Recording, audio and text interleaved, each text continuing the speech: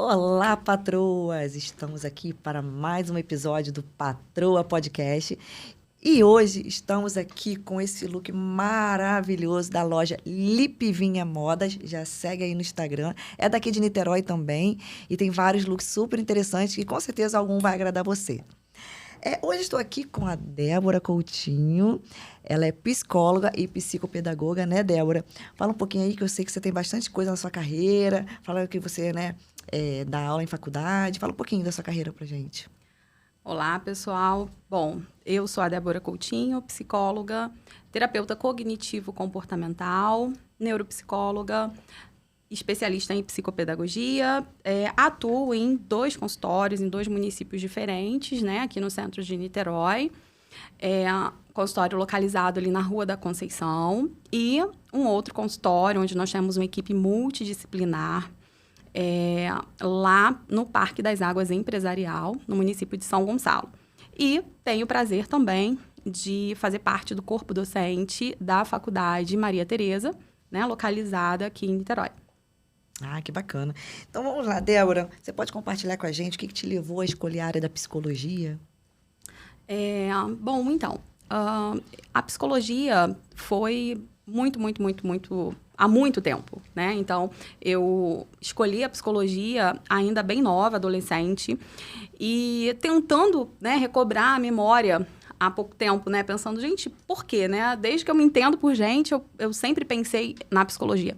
Mas, na verdade, eu fui impactada por uma pessoa que era uma figura de autoridade, né? Uma líder, uma mulher que tinha um impacto social muito grande, próximo onde eu morava.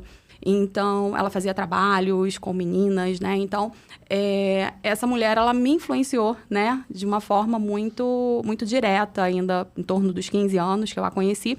E ela era psicóloga, né? Então, tempo depois, eu decido fazer psicologia, que não foi à toa, né? Então, foi com relação ao impacto dessa figura feminina, né? Que eu tive o prazer de conviver durante um tempo.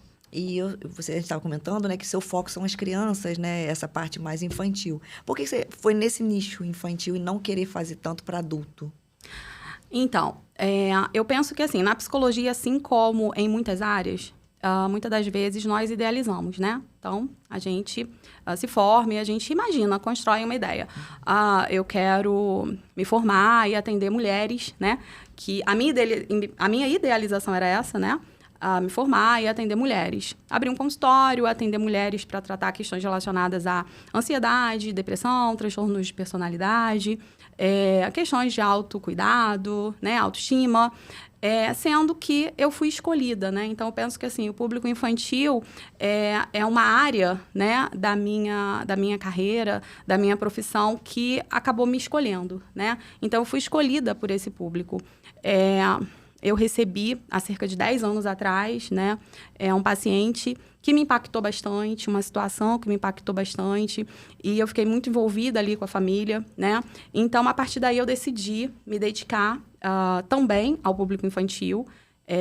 Eu atendo adolescentes, adultos também, mas grande parte da minha população clínica é infantil, né? Então, eu fui impactada, né? Por questões relacionadas à infância. E a partir desse, né? E a partir... Você vai se especializando, você vai procurando crescer naquela área e os pacientes um vão indicando para o outro, né? Então, acaba acontecendo muito isso. Então, eu costumo dizer que eu fui escolhida pelo público infantil, né? E faço com muito amor, né? Algo que eu gosto muito. É um trabalho difícil, né? Porque quando a gente atende adulto, você atende só o adulto, né? Mas quando você atende a criança e a família, né? Então, tem isso. Quando você faz um trabalho também voltado, né, para o público infantil, então você sabe que você tem que dar conta ali da criança, mas você tem que dar conta também dessa família, né? Então, é um atendimento completamente diferente, né? Mas é muito rico e é muito bacana porque quando você vê uma criança que não tem algumas habilidades, algumas competências desenvolvidas e a partir do seu trabalho, né, você percebe que essa criança começa a desenvolver, crescer em algumas habilidades, desenvolver algumas competências que ela não tinha, né, a partir da sua intervenção, da sua estimulação, isso é muito rico, né? Então, por isso eu falei, não, é isso que eu quero, né, fazer, é aí que eu quero seguir, né? Então, é algo que me dá um prazer muito grande de fazer. Ah, bacana. E como que a terapia cognitivo-comportamental, ela influencia no seu trabalho com os pacientes? É exatamente o que eu acabei de falar, né? A TCC, ela trabalha da seguinte forma. É uma abordagem da psicologia. E a TCC, ela vai trabalhar onde ela entende, né, a parte fundamental da terapia cognitivo-comportamental. Trabalhar habilidades, né, através do seu pensamento, né? Então, você pensa, você sente e você se comporta. Né? Então, a base da TCC é essa. É você entender que, primeiro, você tem pensamentos que geram emoções, que geram sentimentos. E esses sentimentos, eles geram um comportamento. Então, logo, se um sujeito, seja criança, jovem, adulto, ele chega com um sofrimento psíquico, com base na TCC, você precisa identificar quais são os pensamentos, né? E esses pensamentos que estão gerando esse sofrimento, né? Então, você começa a trabalhar com esse sujeito, independente da idade, mostrando para esse sujeito quanto esses pensamentos eles estão distorcidos. E deve ser até mais difícil com criança, né? Que não tem entendimento ainda, né? E assim, você pegar e fazer essa abordagem com criança, acho que é mais difícil do que com um adulto. Porque o adulto expõe os sentimentos, né? A criança não sabe expor. Isso é muito legal, Bruna, que você falou, porque quando a grande diferença do trabalho com a criança, né, do trabalho infantil, é exatamente essa, né? E aí nós utilizamos um recurso que nós chamamos de ludoterapia, né? O que é a ludoterapia? Justamente porque a criança não tem essa habilidade, né, de chegar e falar assim, das suas angústias, né? Que chegar no consultório, olha só, meu fim de semana foi assim, briguei com a minha mãe, né? A mãe não me levou na praia, não foi no parquinho. Tô chateada, tô com ciúme, né? A criança, ela não tem noção das emoções, ela não consegue nomear as emoções, ela não consegue nomear o que ela tá sentindo. Então, a TCC, ela vai trabalhar justamente através da ludoterapia, né? Que é uma técnica que nós utilizamos para acessar o mundo dos sentimentos da criança, né? Então, através do brincar, a criança, ela expressa as suas emoções, ela expressa as suas vontades, né? Então, através da brincadeira, nós conseguimos acessar, né? Ela fica mais à vontade para dar nome àquilo que ela está sentindo, né? E na sua prática clínica, você utiliza a terapia ABA? Como é que funciona? Então, a terapia ABA é uma ciência, né? Que é uma ciência que abrange várias técnicas, né? E a terapia ABA, ela vai trabalhar exatamente o treino de habilidades que a criança não tem também, né, adquiridas. Ela vem do behaviorismo radical, então é a análise do comportamento aplicada, né? É a sigla ABA, né, que significa análise do comportamento aplicado. Então, eu vou analisar o comportamento dessa criança, né, entendendo que existe um antecessor, existe algo que antecede ao comportamento, existe um comportamento que é uma resposta e existe uma consequência, tá? Vou te dar um exemplo. Você vai levar o seu filho na escola e quando você chega até a escola, seu filho começa a chorar, tá? O antecedente desse comportamento, choro, é o levar à escola, chegar até a escola. Nesse momento, você vai sair, né? E ele vai ficar lá. Então, ele começa a chorar. Que é a resposta, tá? De chegar à escola. Qual é a consequência, né? Desse comportamento dele? É você pegar e levar ele para casa ou ficar mais tempo ali com ele, né? Então, a terapia ABA, ela vai analisar o comportamento, tá? E ela vai trabalhar de forma a reduzir esses comportamentos, que são comportamentos disfuncionais, comportamentos que a criança não tem ainda uma determinada resposta adequada, digamos assim. Então, digamos que na hora do brinquedo, a professora fala assim, gente, tá na hora de todo mundo guardar o brinquedo, né? E aí, a criança, ela pega o brinquedo e ela fica ali com o brinquedo. Se a professora, aí começa a gritar, a chorar, né? Comportamentos disfuncionais.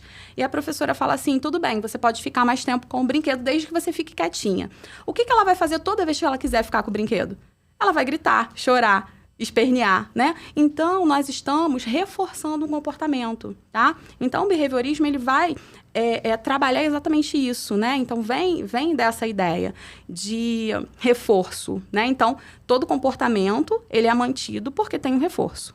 E você acha que hoje em dia as famílias procuram mais pelas terapias? A informação, né, tá muito aí, as pessoas estão mais preocupadas. Você sente que mudou isso, né, desde que você começou? Tem aumentado? Sim, a busca tem aumentado, não somente por parte, essa busca para o atendimento infantil, mas a busca também para o atendimento adulto, né? As pessoas têm buscado mais, isso é muito positivo, né? Eu tenho 14 anos de formação, então eu me formei numa época em que as pessoas falavam, nossa, o que é psicologia, né? É coisa de maluco. É coisa de maluco. Então, eu venho dessa época. E parece até papo de velho, né? Não entrega a idade, não entrega. Mas é uma época que realmente as pessoas, elas tinham essa ideia. E a busca pela terapia você só buscava terapia quando a coisa já, assim, não deu certo, né? Perdi o emprego, perdi o casamento. Mas hoje em dia ainda tá assim, né? Então, as pessoas usavam todos os recursos e, em última instância, procurava terapia, né? Quando nada mais deu certo, vou buscar terapia. Quando, na verdade, a terapia precisa ser o primeiro recurso. Exatamente. Né? Então, eu não preciso esperar algo dar errado para procurar terapia. Mas, hoje em dia, é interessante que, por conta da divulgação de informações, direitos, né? As pessoas têm acessado mais, têm buscado mais, têm olhado mais para si, né? E têm tido esse desejo, né? Eu preciso me entender melhor, preciso me conhecer melhor, eu preciso dar conta, né, de algo que eu não tô conseguindo dar conta sozinho. Então, hoje em dia, as pessoas, elas estão mais acessando mais a terapia, estão mais abertas a buscar, né? Hoje tem mais um entendimento, né, da necessidade de fazer uma terapia.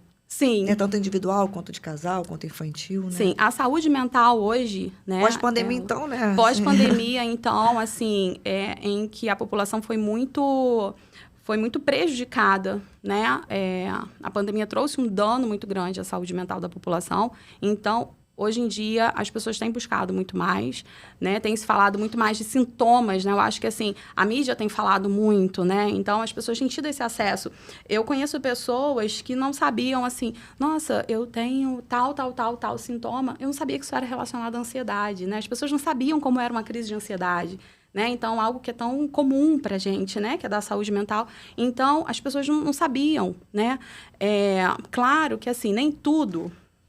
Que aí traz um outro problema, né? Hoje em dia tudo virou um transtorno, tudo virou uma patologia. Então, a gente tem que ter um cuidado muito grande com relação a isso também, né? Então, por isso é importante procurar um especialista, porque às vezes você fala que você tá triste, né? Porque você tá passando por uma situação específica, a pessoa já fala, Bruna tá deprimida, né? E não é bem assim, não é porque você tá triste que você tá deprimida. E todo mundo tá com depressão, é impressionante. A pessoa tá melancólica, tá com depressão. Então, assim, você tá triste por conta de uma situação, né? Isso não é uma depressão, isso não é um transtorno. Um transtorno, ele é caracterizado, né? Enquanto a gente vai observar aí, por exemplo, pessoas que, muitas das vezes, as pessoas falam assim, nossa, mas fulano tem tudo para não ter depressão, e tem depressão, né? Porque a depressão, ela não está relacionada a fatores externos, né? Então, se você passa por uma situação de luto, né? Você perdeu alguém da sua família, você vai ficar triste, isso é natural, isso é inerente ao ser humano, né? Então, a tristeza, assim como o medo, fazem parte das emoções, né? Todos nós sentimos.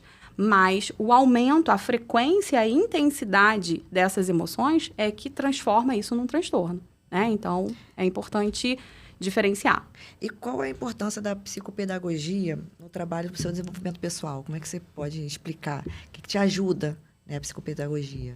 Então, a psicopedagogia foi uma ferramenta, assim, muito, muito importante, porque foi lá atrás, né? Quando eu comecei a atuar na clínica, começou a chegar para mim um público infantil muito grande, né? Várias crianças chegando e famílias procurando o meu trabalho. E eu precisava de um recurso a mais, né? Além da faculdade, porque é algo muito importante, né? A gente precisa entender que só a faculdade, ela é a ponta do iceberg, né? Depois que você se forma, você precisa se especializar muito, você precisa estudar muito, né? E eu, justamente para atender esse público infantil, né? Para me dar um suporte maior, eu busquei, né? A especialização em psicopedagogia, né? Que foi uma ferramenta, assim, muito importante para entender mais do público infantil, para ter técnicas, né? Então, a psicopedagogia, ela traz muitas técnicas que você pode utilizar, Como né? Desculpa te cortar, é como se fosse a medicina, né? Você vai e faz a medicina, depois você escolhe em qual área você quer ficar, né? Você escolheu, vamos supor, a pediatria da psicologia, né? Sim, sim. Aí, eu acho, assim, também uma coisa que algumas pessoas acham que ela se formou, acabou.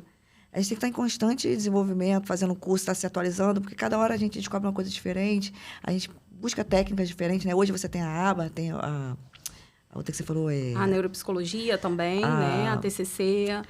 Você falou da Ludo, né? Ludoterapia. Ludoterapia. Então, sim. Essas coisas vão... Daqui a 5, 10 anos vão ter outras. Então, assim, é uma abrangência muito grande, que é bom você estar sempre, né, se atualizando. Sim, sim. E você falou da neuropsicologia. Como que ela se integra no seu trabalho diário? Em tudo, né? A neuropsicologia, ela chega como a junção de duas ciências, né? Ela é uma ciência, mas ela é como se fosse a união de duas ciências. A neurologia e a psicologia. Daí surge a neuropsicologia. A neuropsicologia é uma área da neurociência que busca estudar o comportamento através do funcionamento cerebral. Então, ela busca entender qual área do cérebro, né, é responsável pelo quê, né? Porque a gente sabe que o nosso cérebro, existem áreas no nosso cérebro, né? O hipocampo, né, é onde se encontra a maior parte da nossa memória, né? Então, pessoas com Alzheimer, por exemplo, estudos mostram que essas pessoas têm o hipocampo diminuído, né? Então, a neuropsicologia é a ciência que vai estudar isso. Ela vai estudar o comportamento, né? E vai estudar a relação do cérebro nesse comportamento, né? Então, o sujeito, ele tem um comportamento e eu preciso entender qual a parte do cérebro que está sendo responsável por esse comportamento, tá? Então, a neuropsicologia, a grosso modo, né? Ela é a ciência que vai estudar as funções cognitivas, né? Ela estuda a atenção, né? Os tipos de atenção, ela vai estudar a memória, ela vai estudar essa relação entre mente, entre comportamento, entre processo cognitivo e o cérebro, né? A estrutura cerebral, tá? E você sendo professora universitária, qual dica você daria para os futuros psicólogos? E se você também teria uma dica para ajudar a escolher em qual área da psicologia eles devem se especializar? Como é que poderia ajudá-los nessa questão? Então, como você falou, né? Buscar sempre saber, né? Eu acho que um bom profissional, ele se destaca por isso, né? Aquele profissional que não se acomoda. Então, terminei a faculdade, acabou, tá bom, já estudei 5 anos. Já tem um diploma, tá aí, ó, bota na parede. Exatamente. Aí abro um consultório, vou ficar aí 30 anos clinicando, não. Né? Saber que eu me formei, mas essa formação é só o começo, né? É o começo, tem uma grande jornada e que nunca vai terminar, porque o processo de aprendizagem, ele acontece a vida toda, né? A gente está o tempo inteiro aprendendo.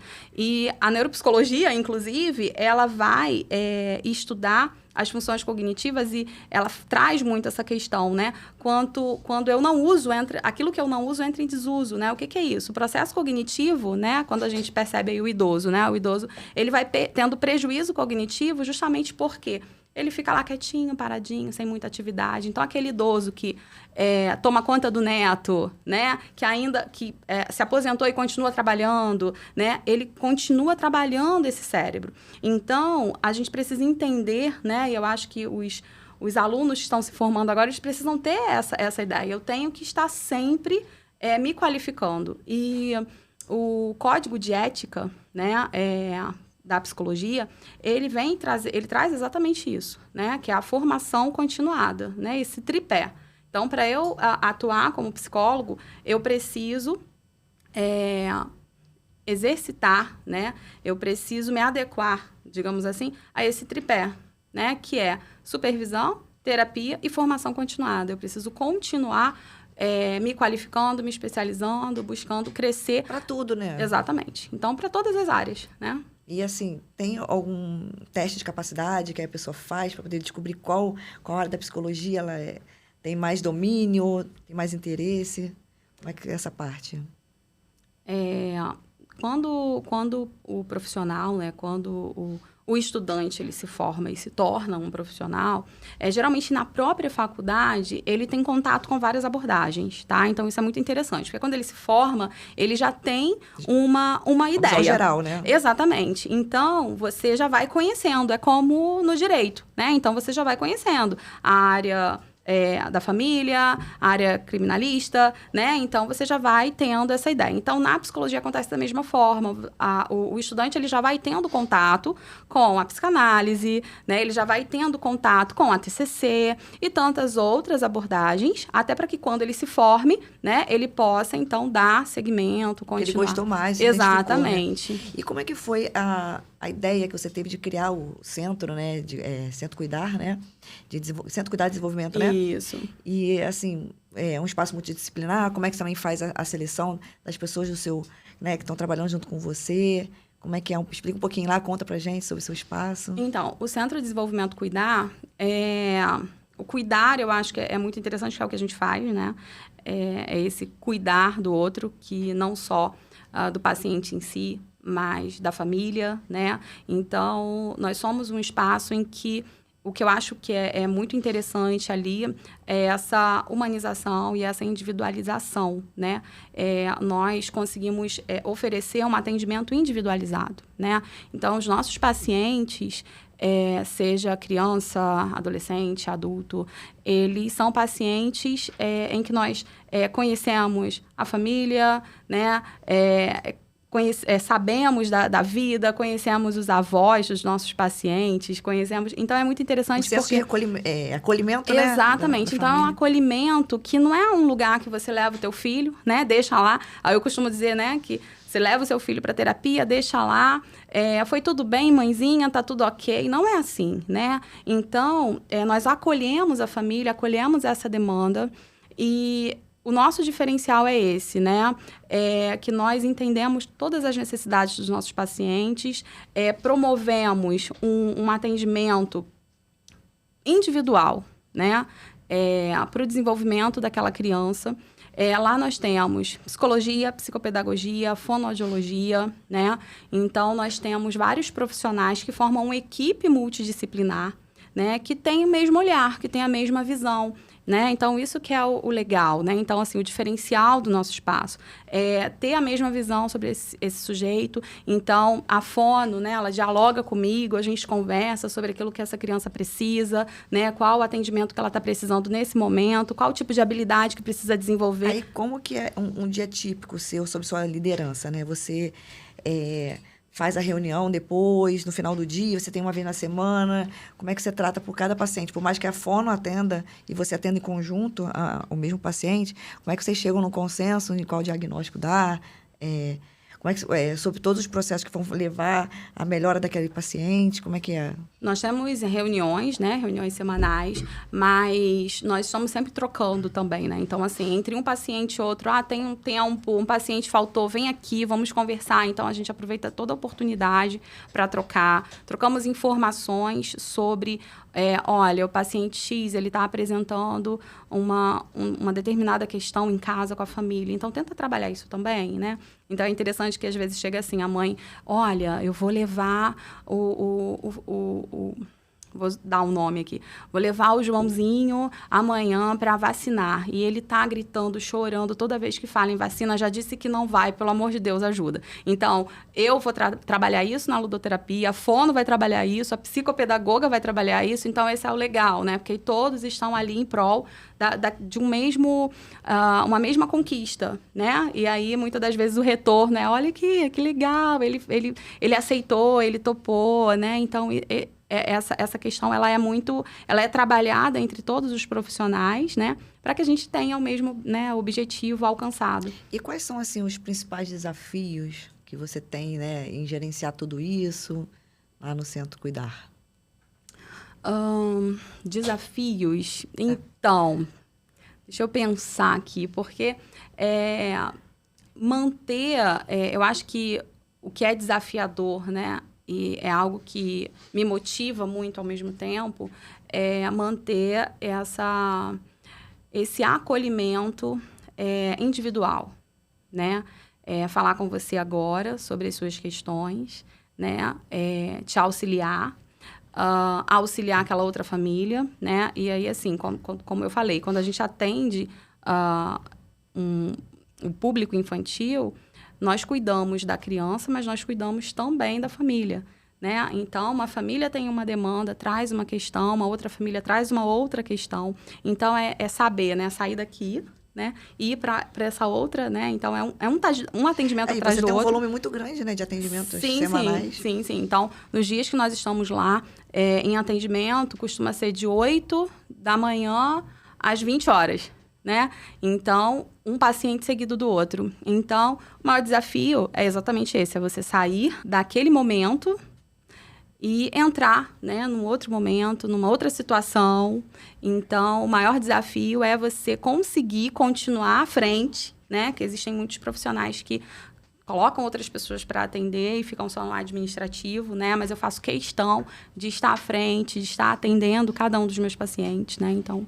E aqui no Patroa, né, a gente foca muito no empreendedorismo feminino.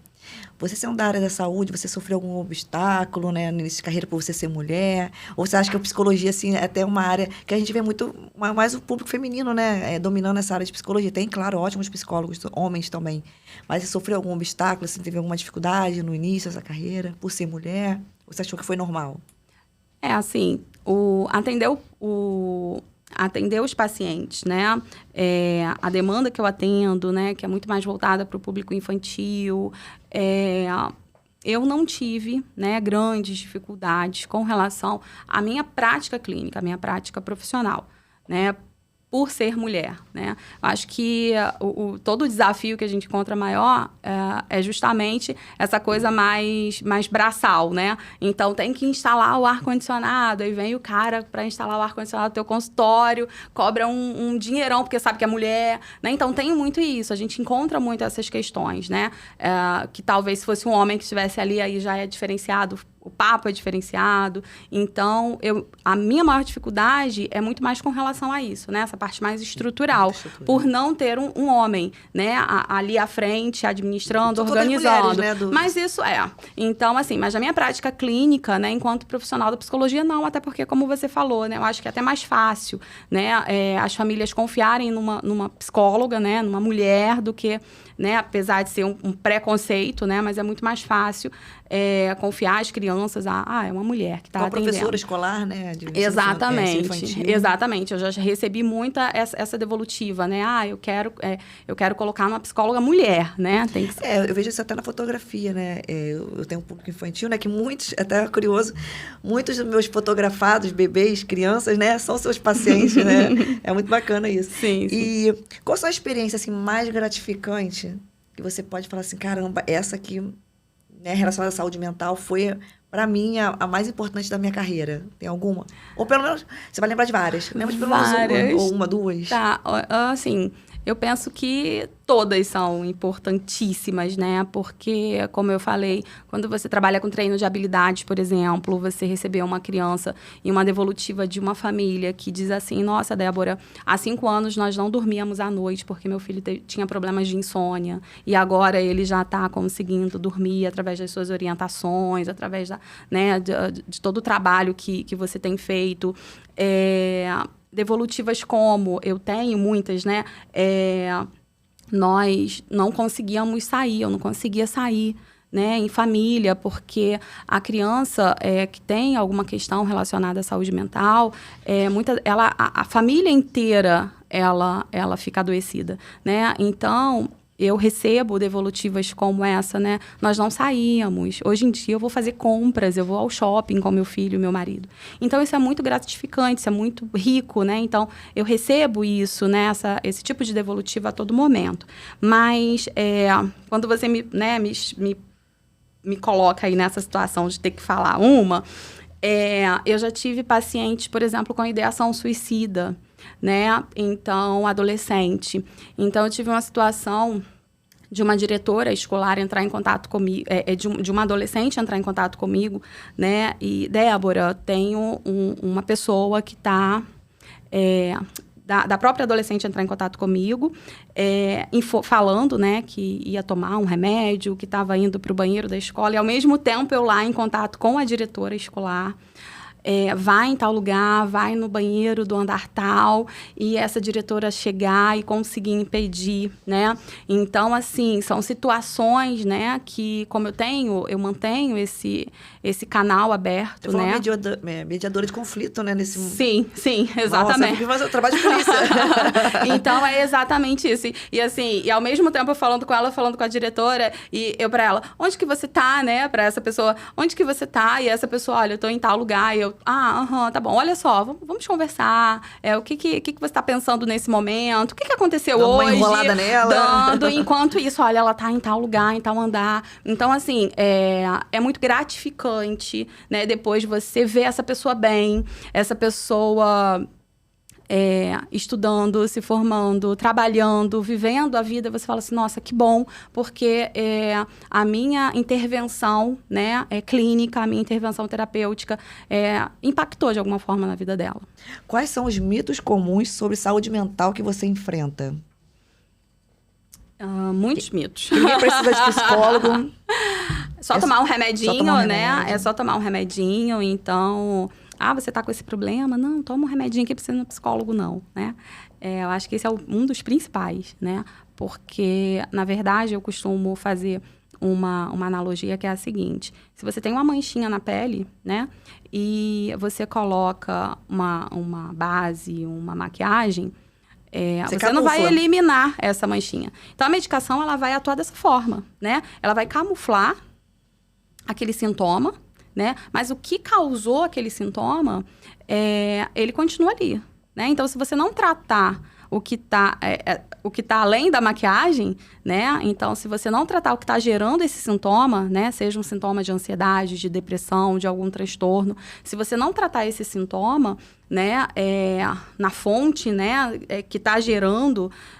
o que vai acontecer é que você vai depender de medicação para sempre, né? E me veio aqui uma pergunta um pouco polêmica. Ai, meu Deus. Qual é essa questão, não é uma questão, posso dizer que assim, você vai procurar um psicólogo porque você não procura a igreja. É polêmico isso. Como é que seria quando as pessoas abordam com você? Não, precisa de psicólogo não, sai pra igreja. Isso é muito interessante, né? Porque é bem polêmico. A gente gosta disso. Mas a igreja... ela vai tratar do que é espiritual, né? Então, nós somos seres completos, né? Nós não somos seres espirituais apenas, né?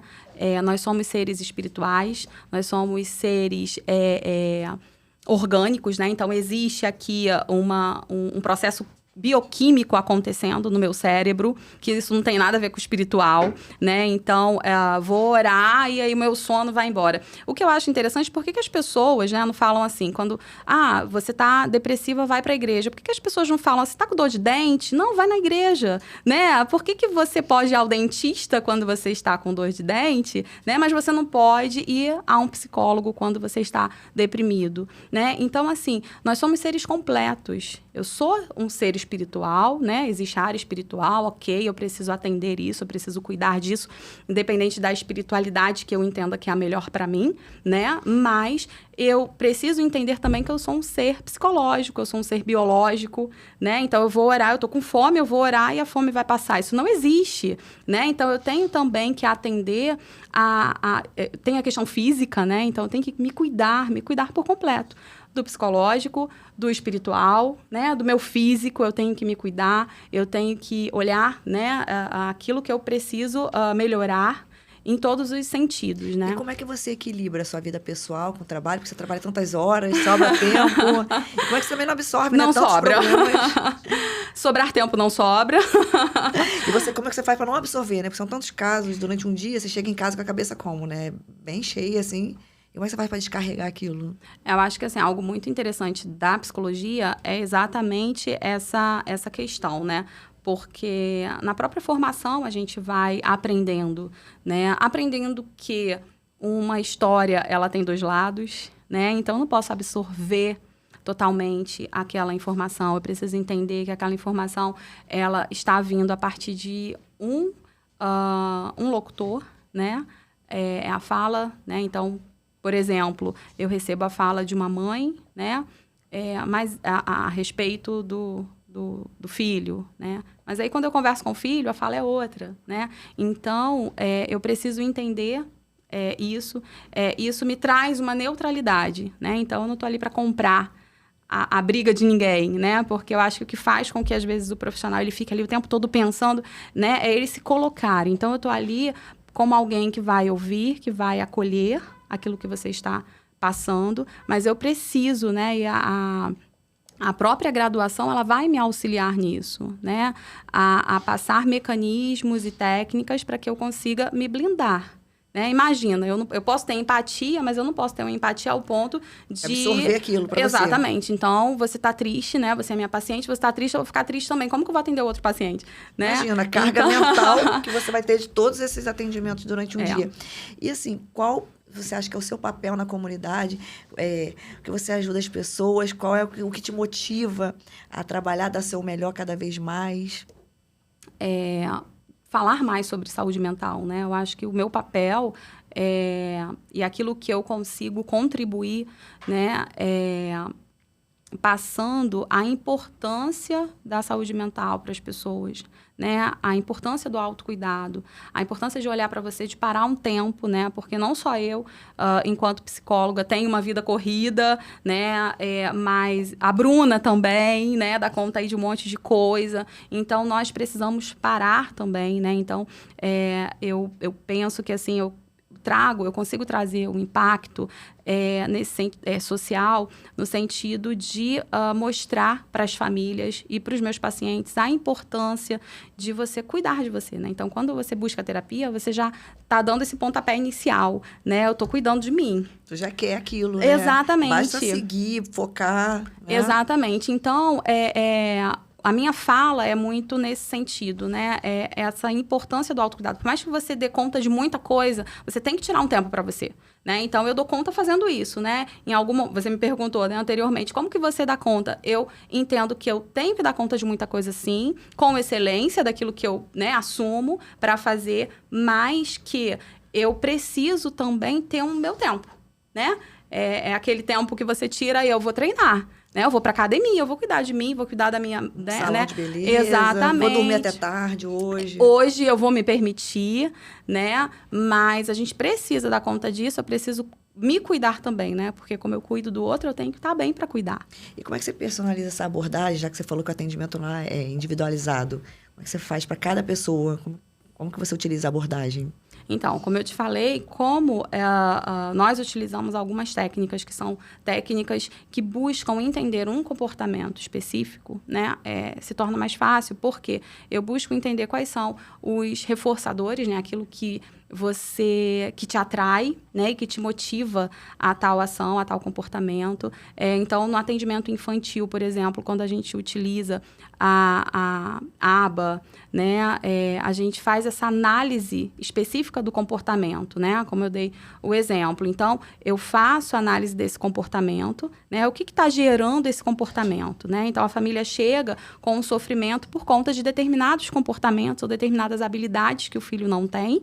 Então, o que eu faço? Né? Eu preciso entender melhor, então nós utilizamos protocolos, né? Nós utilizamos questionários em que a família vai responder. Então, dessa forma, a gente briefing, consegue... Né? No primeiro contato com a família. Exatamente. E até enquanto nós estamos atendendo, nós realizamos algumas entrevistas, né? Realizamos alguns questionários, a família preenche, escola, né? A gente faz o contato com a escola, contato com outras pessoas que cuidam, porque às vezes a criança, ela fica na creche ou fica na escola e depois fica com a babá, né? E os pais têm pouco acesso. Os pais têm pouco acesso, então a gente vai buscar contato com essa babá, né? A escola, por quê? Porque a escola é o lugar onde a criança ela fica mais tempo. né? Então, muitas das vezes, como você falou, o pai ele vai ter acesso no final do dia, o pai e a mãe, né? Então, ele passa uma parte do dia com um cuidador, com uma babá, outra parte do dia na escola. Então, entrar em contato com a escola, eu acho, assim, muito importante, né? Eu costumo fazer visitas às escolas das crianças que eu atendo para ouvir, né, quem é o Pedrinho, né? Quem é essa criança no contexto escolar? Ah, muito bacana. E assim, até veio uma curiosidade. Eu, né, sendo mãe de uma criança de 2 anos, e vejo também, né, dentro do meu estúdio, as mães fazendo comparações com outra criança, ou até comparação com meu filho mesmo. Meu filho fala muito, fala desde cedo. Ele demorou a andar, mas a conversação saiu falando pra caramba.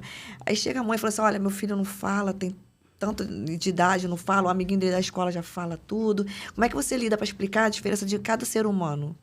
Então, justamente explicando o funcionamento cognitivo, né? Eu não posso comparar uma criança a outra. E aí você tocou num ponto que é muito importante, né? Tem um problema, né? Que é essa questão da comparação. Mas tem um outro problema também, que é dizer assim, cada criança tem seu tempo, né? Calma, né? Ele tem 2 anos e não fala, mas tudo bem. Né? Cada criança tem o seu tudo tempo. Já, não, é autista. Ah, não, sim, tem algum transtorno. Sim. E aí, assim, eu trago para essa família que claro que cada criança tem uma forma de se desenvolver que é diferente da outra, né? Cada sujeito tem uma forma de aprender, né? Tem aquele que é mais visual, tem aquele que é muito mais auditivo, e com a criança acontece da mesma forma. Né? Sendo que eu preciso entender que existe um processo cognitivo que é diferente para cada um, mas existem marcos do desenvolvimento. Então, se o Pedrinho, ele já tem 2 anos e ele não fala nada, eu não estou comparando, mas eu preciso dar uma atenção. Porque o esperado é que, aos 2 anos, a criança ela já tenha um número determinado de palavras adquiridas no seu repertório linguístico. Então, isso é muito importante, tá? Então, é importante a gente entender que não se trata de comparação. Né? Eu não tenho que comparar.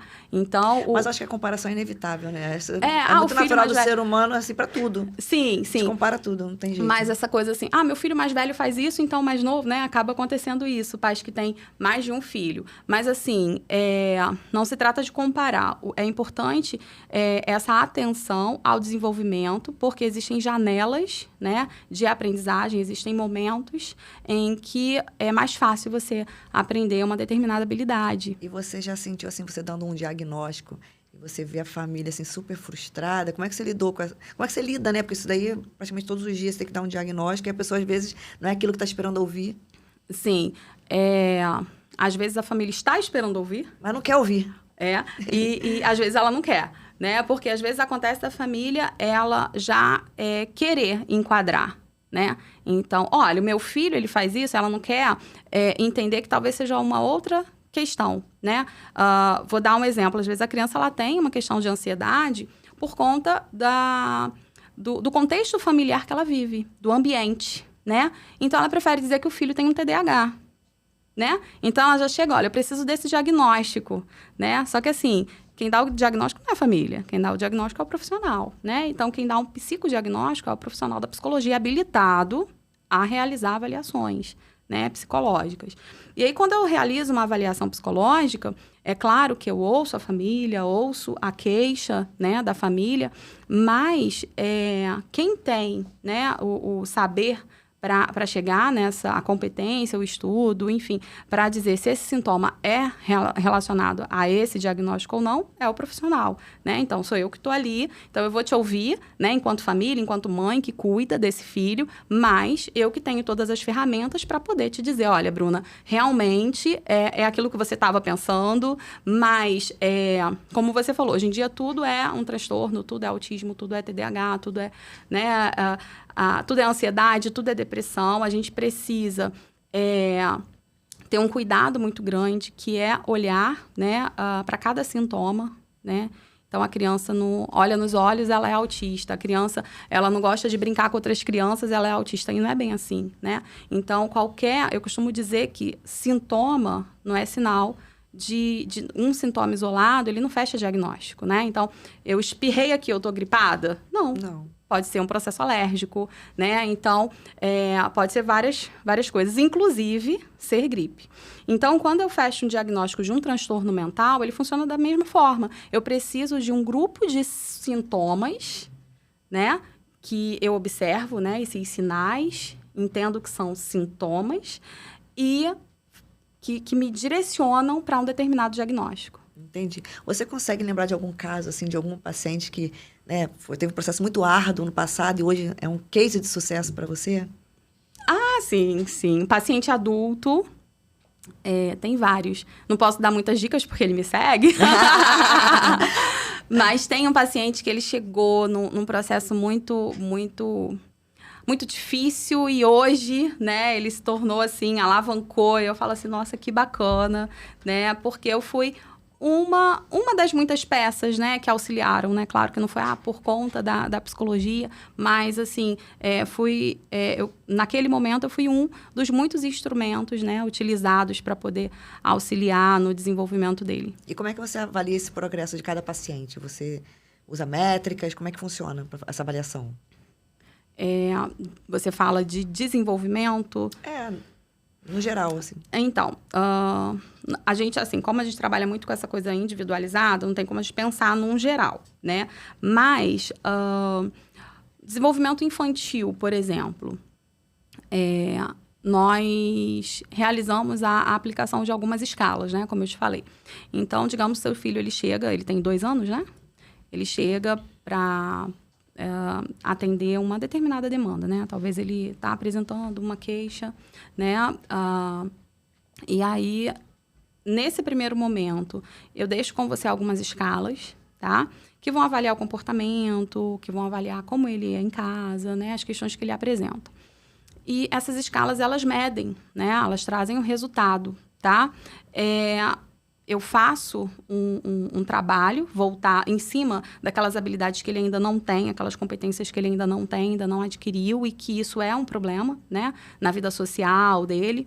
E daqui a 6 meses, por exemplo, eu reaplico, né? Então, é o teste e o reteste. Então, eu reaplico essas escalas. E aí, a gente percebe que houve uma evolução, que hoje ele já consegue realizar algumas atividades que ele não conseguia antes. Então, é uma forma, né, de avaliar o desenvolvimento. Eu acho tão bonito o seu trabalho que, se a gente for pensar que se todas as crianças começassem a fazer terapia desde cedo, mesmo que não tenha nenhum transtorno, o mundo seria bem melhor no futuro. Né? Imagina, todo mundo com as habilidades desenvolvidas, as crianças, né, sabendo seus pontos de fraqueza, seus pontos fortes, como seria, né, muito melhor. E você acha que, você falou, né, que depois da pandemia, então, procurou bastante, né, as famílias, as mães, e você acha que depois que você deu o diagnóstico, eles têm continuidade? Ou, tipo, abandonam? Por mais que teve uma melhora drástica, mas, assim, é bom estar sempre fazendo, porque sempre vão acontecer outras coisas futuras, outras habilidades. A criança vai amadurecendo, né? Vai entrando em outras fases, adolescência, a vida adulta.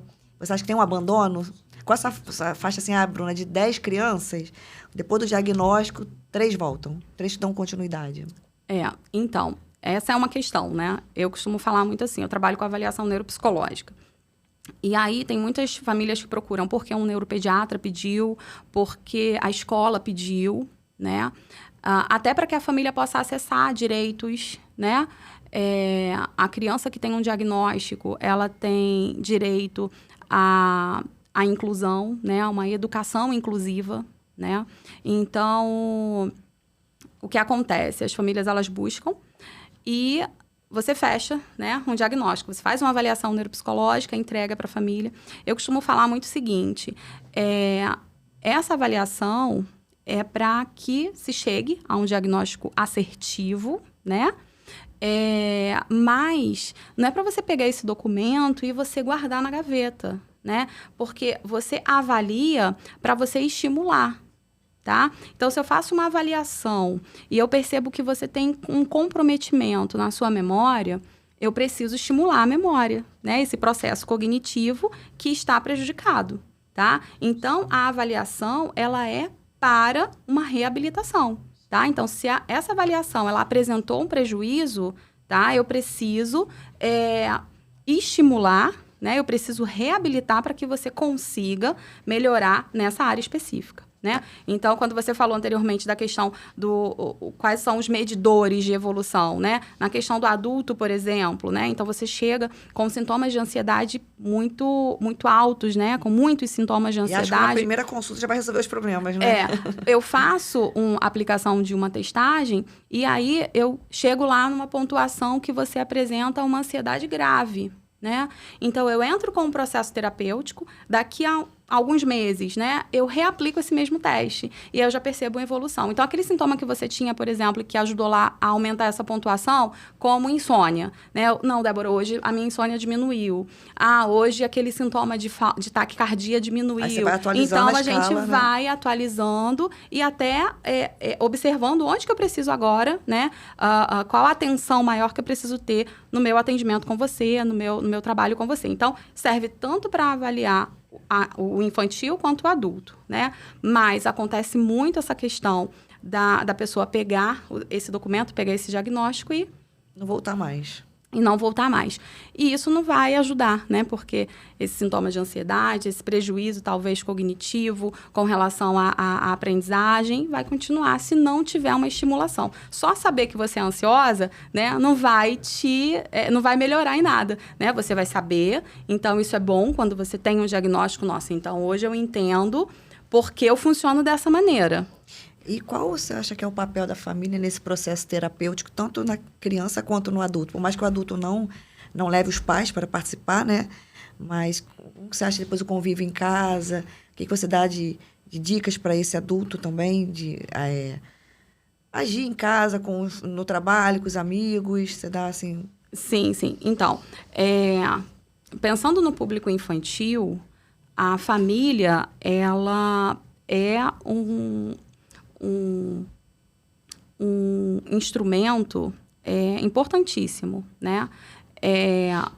Eu costumo falar assim, não adianta a criança vir para cá e fazer 50 minutos de terapia se ela chegar em casa, né, e ela tiver tudo aquilo que um ambiente desorganizado, um ambiente desestruturado. Então, se uma criança chega, por exemplo, com questões relacionadas a comportamento, né? Uma criança opositiva, uma criança desafiadora, e ela chega para a terapia, faz a terapia, e aí chega em casa, ela continua tratando esse pai e essa mãe da forma que ela quer, né? Sem reconhecer figuras de autoridade. Esses pais continuam não se fazendo uma figura de autoridade em casa. Então, não adianta nada. Né? Então, assim, o papel da família, ele é crucial, né? Para um bom desenvolvimento, né? do meu trabalho. Então, eu conto muito com a família, né? Então, assim, na anamnese, que é esse primeiro encontro, geralmente a criança não vem, né? Eu faço com os responsáveis, e eu já informo isso, né? Olha só, ele vai entrar no processo terapêutico, mas eu preciso que vocês também se comprometam, né, com esse processo, porque esse processo não é só a criança, né? A família também precisa modificar alguns manejos na rotina, né, para que a gente consiga alcançar uma evolução maior, né, alcançar uma eficácia maior no processo que nós estamos trabalhando, né? Como é que você incorpora a nutrição e a fonoaudiologia nessa questão de tratamento psicológico? Você acha também que a alimentação hoje em dia interfere muito? Sim, interfere muito, mas quando a gente pensa numa equipe multidisciplinar, né, existem alguns transtornos que esses transtornos, eles só se tornam, né, como eu falei, um transtorno, porque existem vários sintomas. Tá? Então, só para você entender. Por que uma equipe multidisciplinar? Porque, geralmente, uma criança, por exemplo, com autismo, ela não traz apenas um sintoma, né? Porque se fosse um sintoma, não caracterizaria um autismo. Então, ela vai trazer prejuízos em várias áreas, tá? Então, ela vai trazer um prejuízo na cognição, né? Na parte de comportamento, né? Na parte comportamental. Que aí entra a psicologia. Ela vai apresentar um prejuízo na comunicação social, um prejuízo na linguagem, e aí entra a fonoaudiologia. Ela vai apresentar, muitas crianças, né, com autismo apresentam seletividade alimentar, né? Então, é uma questão relacionada à alimentação, né? Muitas crianças intolerância, né? A glúten, a lactose. Então, assim, por isso nós precisamos de uma equipe. Algumas precisam tem questões sensoriais, né? E é então, tão bom ter todo mundo no mesmo local, no mesmo espaço. Que imagina a família ter que... peraí, agora tem que ir lá no nutricionista, lá em outro bairro. Hoje não dá tempo, é trânsito, é tudo. Lá são quantos profissionais de quantas áreas? Lá nós temos psicologia, psicopedagogia, nutrição, fonoaudiologia, né? Então, nós temos 4 áreas, por enquanto, né? Estamos aí estudando outros profissionais também, mas justamente para isso, para colocar não só essa questão da logística, né? Porque é muito importante, porque é muito cansativo, né? Também para a criança esse deslocamento, mas também porque é uma equipe que todos estão ali falando a mesma língua, né, é bem melhor. Então, assim... O diagnóstico é mais preciso, exatamente, né? Para todo mundo em conjunto ali trabalhando. Exatamente. E o prognóstico, né, dessa criança com certeza mais favorável. E como é que você acha que vai ser essas crianças aí do futuro? Essas crianças que começaram agora, estão indo no caminho, né? Estão fazendo todas as terapias. Como é que elas vão ser? A gente espera, né, que sejam ótimos profissionais, pessoas do bem. Sim, sim. Um bom prognóstico, né? O que a gente espera. Das crianças que recebem, né? Porque quando a criança ela recebe um diagnóstico precoce, né? E recebe uma intervenção precoce, quando eu falo precoce, eu não estou falando de antes de eu, estou falando do momento assertivo, né? E recebe uma intervenção no momento certo, ela tem muito mais chance de desenvolver e de se tornarem adultos, né? Funcionais, adultos que dão conta das suas habilidades, que entendem, né? Que identificam as suas emoções e que sabem se colocar, né? Porque às vezes a gente fala assim, nossa, mas na minha época não tinha isso, mas em compensação hoje em dia a gente encontra um monte de adulto que não sabe se controlar, né? Que agride um funcionário, né? Então, assim, por quê? Porque lá atrás, né? Aí a gente vai conversar com a mãe, não, mas o meu filho, ele já passava, quando ele era criança, e aí não recebeu, né, um tratamento, não recebeu uma intervenção no momento certo. E aí são adultos que não sabem lidar com frustração, né? E qual é a faixa etária que você atende mais lá no Espaço Cuidar? De 2 a 10 anos, né? Eu acho que metade do meu público é de 2 a 10 anos. E aí eu tenho adolescentes e adultos também. Os problemas que você mais vê com adolescentes seriam o quê? Drogas, bebidas, rebeldia? Tudo isso mais um pouco? Descoberto pela sexualidade? Questões relacionadas a uso excessivo de telas, né? Então, são adolescentes que não conseguem ficar sem, né? Estar em algum tipo de ou jogando, ou, né, não consegue interagir.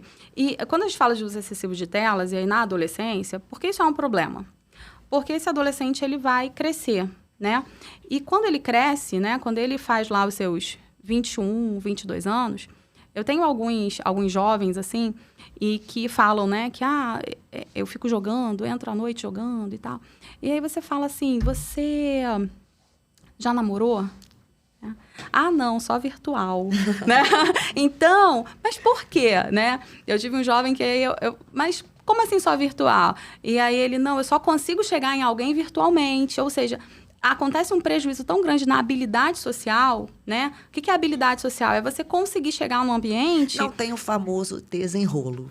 Exatamente, não tem. Não sabe lidar, não sabe chegar, não sabe, né, entender. Então, assim, justamente por quê? Porque fica um tempo todo na tela, né? Então, tem coisas acontecendo nesse ambiente e a pessoa ela não consegue fazer essa leitura, né? Essa leitura social, ela não consegue desenrolar, né? Então, isso é um problema muito grande, né? O público que chega num consultório particular, ele traz questões mais, né, voltadas, assim. Uma questão relacionada, por exemplo, à falta de reconhecer uma figura de autoridade, né? Com o que você falou de rebeldia, não aceitar um não, né? Então, são reizinhos da casa, né? Como diz o psiquiatra Gustavo Teixeira, né? Ele escreve um livro e ele coloca assim, o reizinho da casa, é o tema do livro. E é bem isso, né? Então, quem manda é esse adolescente, quem manda é essa criança. E aí, o pai e a mãe já não têm mais, né? Esse pulso, já não são mais figuras de autoridade. Então, enquanto terapeuta que atende esse público, nós precisamos orientar essa família, sabe? Olha só, isso está errado, né? Então, a gente precisa organizar isso aqui em casa para que aquilo mais uma vez, a família sendo presente. Exatamente. Né? Em todos os momentos. Né, é fundamental a presença da família, senão não acontece, né? E vamos falar mais um pouquinho, né, da sua carreira. O que você espera? Seu centro, né, cuidar, está super bombando, né? Você está ampliando o seu espaço cada vez mais, graças a Deus. E o que você espera daqui a um tempo? Assim, o que você planeja mais fazer? Continuar, né? Continuar, eu acho que com relação à parte profissional, a gente pensa em cursos, em capacitações, né? Nesse tipo de crescimento, mas assim, com relação ao cuidar, né? Especificamente, nós temos pensado em continuar, eu acho que o meu principal foco, né? É continuar atendendo com qualidade, né? O público que nós atendemos, né? Nós pensamos em ampliar no sentido de colocar uma integração sensorial, né? Para dar conta, ou seja, aumentar essa equipe multidisciplinar. Mas, assim, eu tenho sempre, quando eu penso em aumentar, né, o espaço, eu penso muito na questão da qualidade, né? Algo que não me tire, né? Eu acho que é um pouco centralizadora, né? Mas, assim, algo que não me tire do atendimento. Né? Que eu não precise, assim, vou para o administrativo e coloco outras pessoas para atender. Porque aí a gente acaba perdendo a mão, né? Então, eu penso muito nisso. Acho que muitas das vezes o empreendedor, ele se perde um pouco nisso, sim, né? Sim. Até como empreendedora que, né, antes da psicologia, já atuei em outras áreas. Então, assim, eu percebo muito isso. Então, foram erros que eu já cometi lá atrás e que hoje eu falo assim, não, eu preciso estar aqui, né? Porque, às vezes, você sai de cena e, claro, que existem alguns trabalhos que você consegue sair e ele vai seguindo sem você. Mas, no meu caso específico e para aquilo que eu quero, né, continuar mantendo a relação com os meus pacientes, estando ali, né? Tendo esse contato direto, né? Eu acho isso muito importante. Fala aqui para a tela agora para a gente. Tá? E, por fim, eu gostaria que você desse uma dica para quem está procurando uma ajuda, né? Uma ajuda psicológica, como que ela pode dar esse start?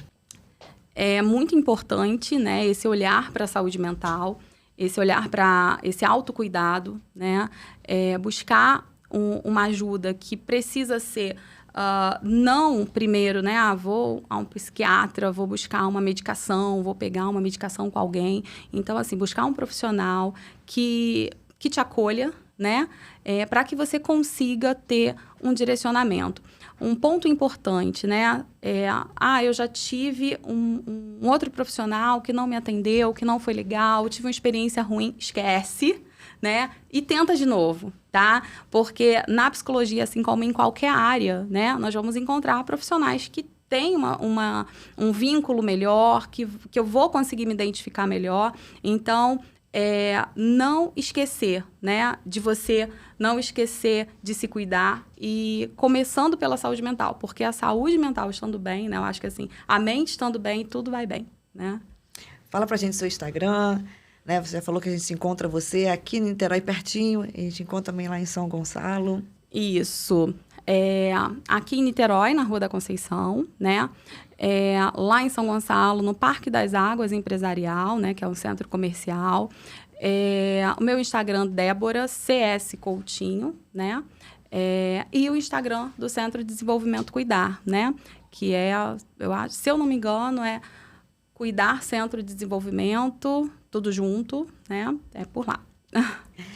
E você que está assistindo até agora, eu agradeço muito a audiência. Muito obrigada, Débora. Você foi maravilhosa. Obrigada. Espero que todo mundo tenha gostado. E um beijo muito grande para vocês. Curtam, compartilham, dá uma engajada no nosso canal. A gente está crescendo cada dia mais e a gente está muito feliz com isso, tá? Muito obrigada. Obrigada, Débora. Obrigada. Sucesso. Obrigada para vocês também. Sim, lá no Parque das Águas.